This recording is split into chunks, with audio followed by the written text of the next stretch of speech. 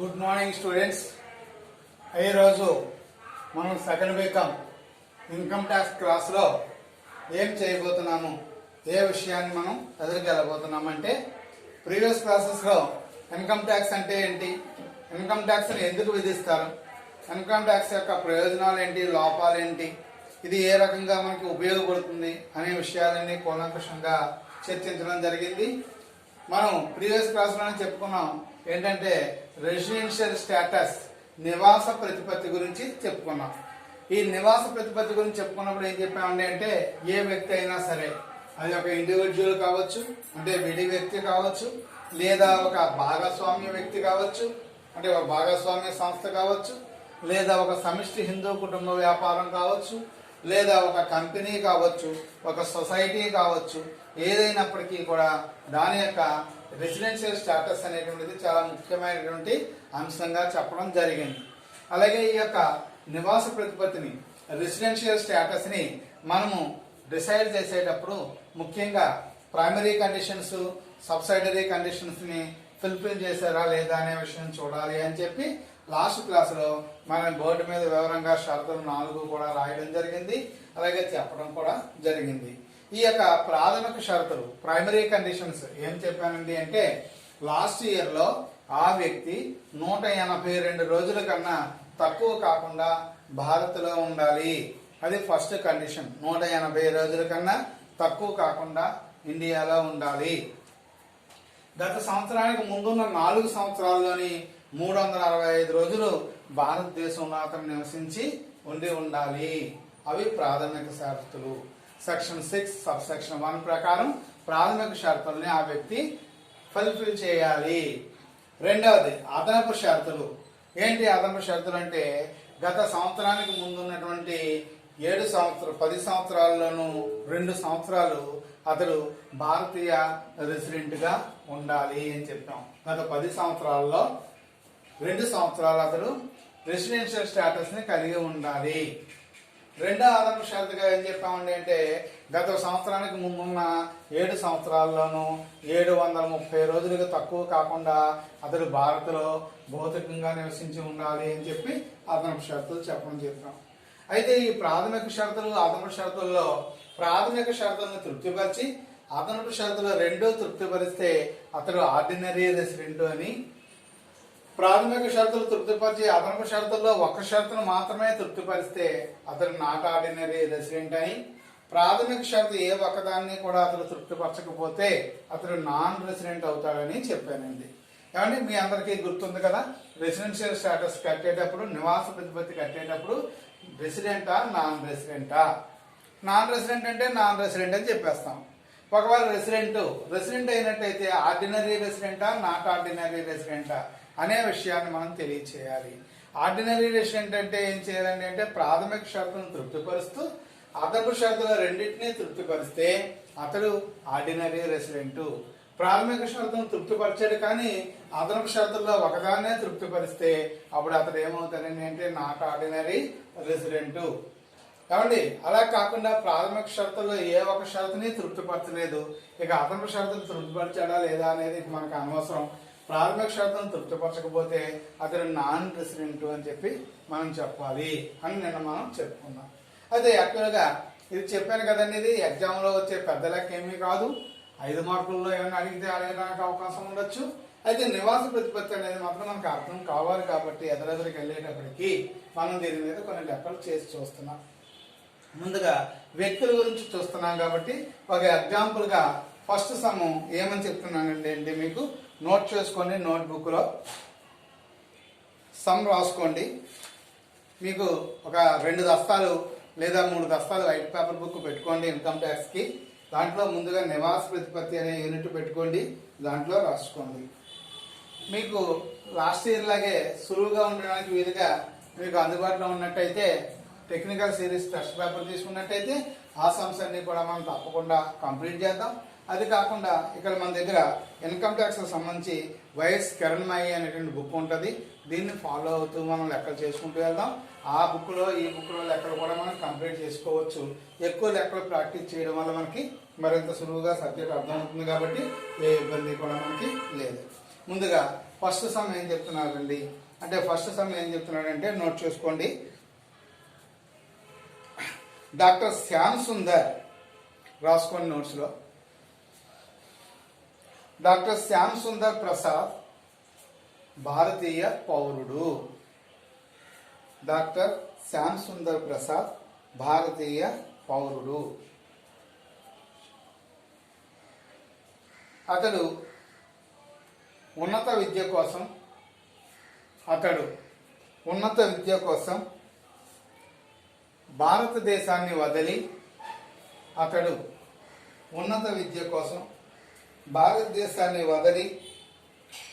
మొదటిసారిగా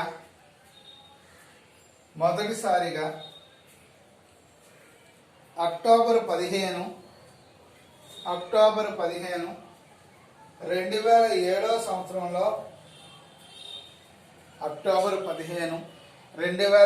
సంవత్సరంలో విదేశాలకు వెళ్ళాడు. అతని నివాస ప్రతిపత్తి కనుక్కోండి.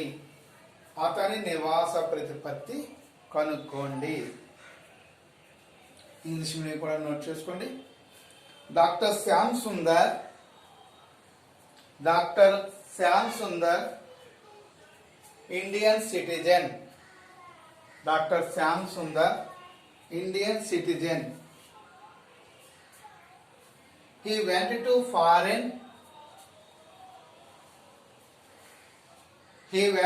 foreign on October 15th,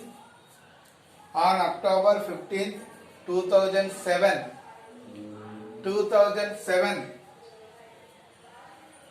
for his higher studies. Find out the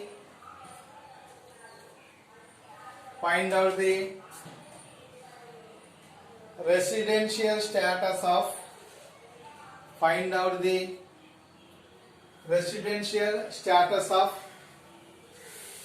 Dr. Syam Sundar. Find out the residential status of Dr. Syam Sundar. Some అలా ఇచ్చాడండి. ఏమైనా ఇచ్చాడు సమ్ చూసుకోండి. డాక్టర్ శ్యామ్ సుందర్ ప్రసాద్ అతని పేరు, లేదా శ్యామ్ సుందర్. భారతీయ పౌరుడు, ఇండియన్ సిటిజన్. భారతీయ పౌరుడు అంటే అర్థం ఏంటంటే భారతదేశంలోనే పుట్టి ఉన్నాడు. అతడు ఉన్నత విద్య కోసం ఫారిన్ వెళ్తున్నాడు. హయ్యర్ ఎడ్యుకేషన్కి వెళ్ళాలంటే కనీసం ఒక డిగ్రీ అయినా పాస్ అవ్వాలి కదండి. హయ్యర్ ఎడ్యుకేషన్కి వెళ్ళాలి అంటే ఒక డిగ్రీ పాస్ అవ్వాలి అంటే కనీసం ఒక 18-20 సంవత్సరాల వయసు ఉండాలి కదా. అంటే మనకు అర్థమవుతుంది ఏంటంటే అతడు సుమారుగా ఒక 20 సంవత్సరాల పైగానే భారతదేశంలో ఉన్నాడు అనే విషయం మనకి ఇండైరెక్ట్ గా అర్థమవుతుంది. అతడు 2007 అక్టోబర్ 15వ తేదీని ఫారిన్ కి వెళ్ళడం జరిగింది. ఇప్పుడు 2007-2008 సంవత్సరానికి అతడి నివాస ప్రతిపత్తి ఏంటి? 2007-2008 సంవత్సరం అంటే 2007-2008లో అతడు ఇండియాలో ఎన్నాళ్ళు ఉన్నాడు అంటే 2007-2008లో అతను ఉన్నదాన్ని బట్టి అతని నివాస ప్రతిపత్తిని మనం డిసైడ్ చేసి, ఒకవేళ 2008-2009 పన్ను గట్రా విధించాల్సి వస్తే దానికి అతని మనం కౌంట్లో తీసుకోవడానికి పనికి వస్తుంది. ఈ 2007-2008 సంవత్సరానికి సంబంధించిన విషయం మనం పరిశీలించేటప్పుడు ఇలా పరిశీలించాలి ఇంచుమించుగా. ఆన్సర్ చూడండి. ఏమనంటే డాక్టర్ శ్యామ్ సుందర్ మొదటిసారిగా అక్టోబర్ 15, 2007 వెళ్ళడం జరిగింది. డాక్టర్ శ్యామ్ సుందర్ ప్రసాద్ మొదటిసారిగా అక్టోబర్ 15, 2007 వెళ్ళాడు. కనుక అతడు గత సంవత్సరంలో 182 రోజులు ఉండాలనే మొదటి ప్రాథమిక షరతును తృప్తిపరిచాడు. అంటే 2007-2008లో ఎన్ని రోజులు ఉన్నాడు అనేది మనకి కావాలి. 2007-2008 అక్టోబర్లో వెళ్ళాడు అంటే సంవత్సరం ఎప్పుడు స్టార్ట్ అవుతుంది? ఏప్రిల్లో స్టార్ట్ అయ్యి మళ్ళీ నెక్స్ట్ మార్చికి ఎండ్ అవుతుంది. అంటే 2007 ఏప్రిల్లో స్టార్ట్ అయ్యాక ఏప్రిల్, మే, జూన్ అలా అక్టోబర్ నెల వచ్చాక వెళ్ళాడు. అంటే ఎన్ని రోజులు ఇండియాలో ఉన్నాడు? ఇక్కడ నేను కొడుతున్నాను చూడండి. అంటే మార్చి వెళ్ళిపోయింది కాబట్టి ఏప్రిల్ నుంచి లెక్క. ఏప్రిల్ 2007లో 30 రోజులు ఇండియాలోనే ఉన్నాడు. ఏప్రిల్ అంతా ఇక్కడే ఉన్నాడు. మేలో 31 రోజు ఉన్నాడు. మే అంతా ఇక్కడే ఉన్నాడు. జూన్లో 30 రోజులు ఉన్నాడు. జూన్ అంతా ఉన్నాడు. జూలైలో 31 రోజు ఉన్నాడు. జూలై కూడా ఇక్కడే ఉన్నాడు. ఆగస్టులో 31 రోజు ఉన్నాడు. ఇక్కడే ఉన్నాడు. సెప్టెంబర్లో 30 రోజులు ఉన్నాడు. అక్టోబర్లో 15వ తారీఖుని విమానం ఎక్కి విదేశాలకి వెళ్ళిపోయాడు. అంటే 15 రోజులు మాత్రం ఉన్నాడు. మొత్తం ఈ రోజులన్నీ క్యాలిక్యులేట్ చేస్తే 198 డేస్ వచ్చినాయండి. ఇక్కడికి ఇలా పోతే 198 డేస్ వచ్చినాయి. అంటే 2007, 2008లో ఎన్ని రోజులు ఉండాలి? ప్రాథమిక షరతు ప్రకారం 182 రోజులు ఉండాలి. ఇతను ఎన్ని రోజులు ఉన్నాడు? 198 రోజులు ఉన్నాడు. అంటే మినిమం 182 డేస్ ఉండాలి. 198 డేస్ ఉన్నాడంటే ఆ కండిషన్ని ఫిల్ చేశాడు. అంటే ప్రాథమిక షరతుల్లో 182 రోజులు ఉండాలనే ప్రాథమిక షరతుని తృప్తిపరిచాడు. అలాగే అతను ఇక్కడే చదువుకున్నాడు కాబట్టి, ఇక్కడే ఉన్నాడు కాబట్టి గత 4 సంవత్సరాల్లో 360 రోజులు ఉండడా అంటే ఎందుకున్నాడు? ఈజీగా ఉంటాడు. సంవత్సరానికి 365 రోజులు కదా. గత 3 సంవత్సరాలు ఇక్కడే ఉన్నాడు. 4వ సంవత్సరం మధ్యలోనే వెళ్ళాడు. అందువల్ల 4 సంవత్సరాల్లో 365 రోజులు ఉండాలి అంటే రెండవ ప్రాథమిక షరతును కూడా ఇప్పుడు తృప్తిపరిచాడు. ఫస్ట్ ప్రైమరీ కండిషన్ని చేశాడు, రెండవ ప్రైమరీ కండిషన్ని కూడా చేశాడు. ఇక అదనపు షరతును మనం ఫుల్ఫిల్ చేయాలా లేదా అనే విషయాన్ని చూడాలి. అదనపు షరతులకు వెళ్ళినట్టయితే ఏంటది? గత 10 సంవత్సరాల్లో 2 సంవత్సరాలు రెసిడెంట్ గా ఉండాలి. ఉంటాడు కదా, మరి ఇతను ఇక్కడే కదా పుట్టాడు, అందువల్ల రెసిడెంట్ గా ఉంటాడు. మరి గత 7 సంవత్సరాల్లో 730 రోజులు ఇండియాలో భౌతికంగా ఉండాలి. ఉంటాడు ఈజీగా. 7 సంవత్సరాలు అంటే వెళ్ళే 1 ఇయర్ అయింది. ఈ సంవత్సరమే కదా వెళ్ళాడు, అంత ముందు సంవత్సరాలన్నీ ఇక్కడే ఉన్నాడు కదా. అందువల్ల అతను ఆ కోరికను కూడా తీరుస్తాడు. అందువల్ల ఇతడు 2 ప్రాథమిక షరతుల్ని 2 అదనపు షరతుల్ని కూడా ఫుల్ఫిల్ చేస్తున్నాడు. ఈ satisfied 2 primary conditions and 2 additional conditions. అందువల్ల 2 ప్రాథమిక షరతులు 2 అదనపు షరతులు ఎప్పుడైతే తృప్తిపరిచాడో అతడు ఆర్డినరీ రెసిడెంట్ అవుతాడు. చెప్పాను కదా, అదనపు షరతులు 2 చేస్తే ప్రాథమిక షరతుతో పాటు ఆర్డినరీ, అదనపు షరతులు 1 చేస్తే నాట్ ఆర్డినరీ, అసలు ప్రాథమిక షరతే చేయకపోతే నాన్ రెసిడెంట్. ఇది మన రూలు. ఇప్పుడు మనకి ఏ రూల్ ప్రకారంగా అయితే ఉన్నాడండి అంటే ప్రాథమిక షరతులు 2 తృప్తిపరిచాడు, అదనపు షరతులు 2 తృప్తిపరిచాడు. అందువల్ల ఇక్కడ ఏమవుతాడండి అంటే ఆర్డినరీ రెసిడెంట్ అవుతాడు. ఇది ఇక్కడ రాసాను చూడండి. ప్రాథమిక షరతు గత 7 సంవత్సరాల్లో 365 రోజులు ఉండాలనే షరతును కూడా తృప్తిపరిచాడు.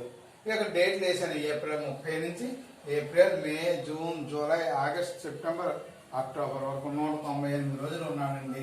అందువల్ల 182 రోజులు ఉండాలనే కోరికను తీర్చాడు. 2 ప్రాథమిక షరతులు 2 అదనపు షరతులు తృప్తిపరిచాడు కనుక డాక్టర్ శ్యామ్ సుందర్ 2007-2008 సంవత్సరానికి ఆర్డినరీ రెసిడెంట్ అగును. అర్థమవుతుందండి? తెలుగు మీడియంలో ఆన్సర్ రాసుకోండి. డాక్టర్ శ్యామ్ సుందర్ మొదటిసారిగా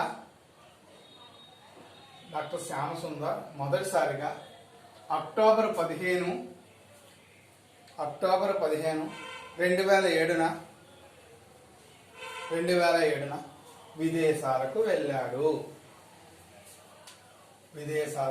వెళ్ళాడు. కనుక అతడు గత సంవత్సరంలో 182 రోజులు ఉండాలనే 182 రోజులు ఉండాలనే మొదటి ప్రాథమిక షరతును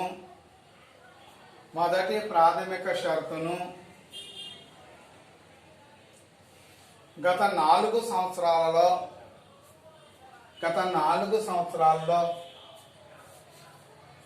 365 రోజులు ఉండాలని గత 4 సంవత్సరాల్లో 365 రోజులు ఉండాలని ప్రాథమిక షరతును కూడా తృప్తిపరిచాడు.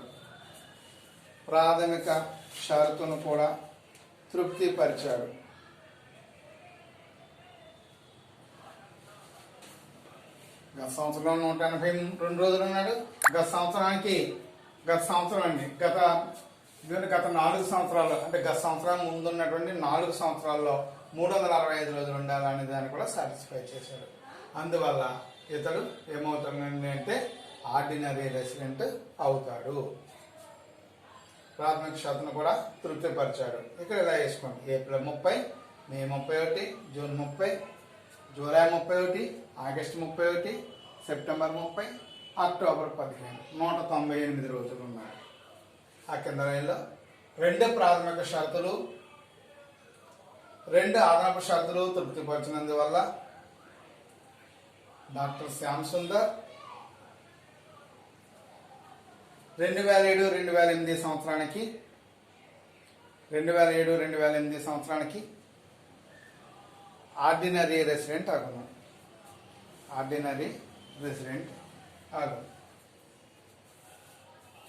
ఇంగ్లీష్ మీడియం వాళ్ళు కూడా సేమ్ అట్లానే doctor Shyam Sundar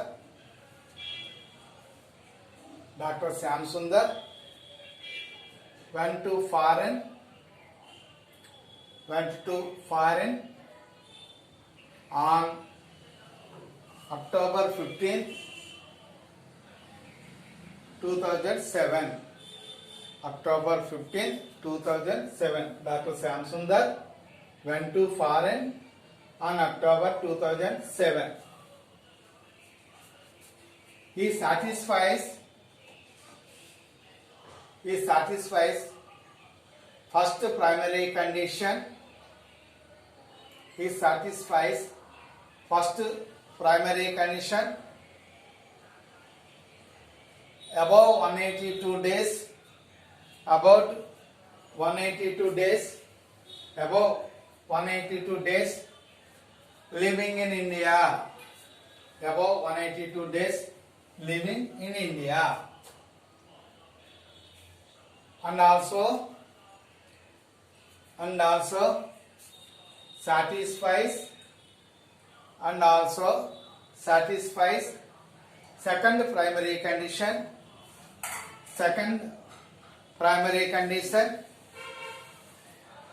above 365 days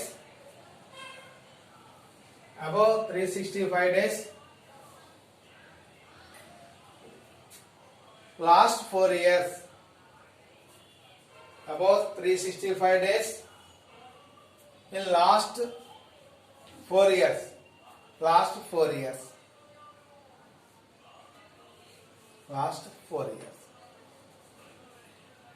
So he satisfies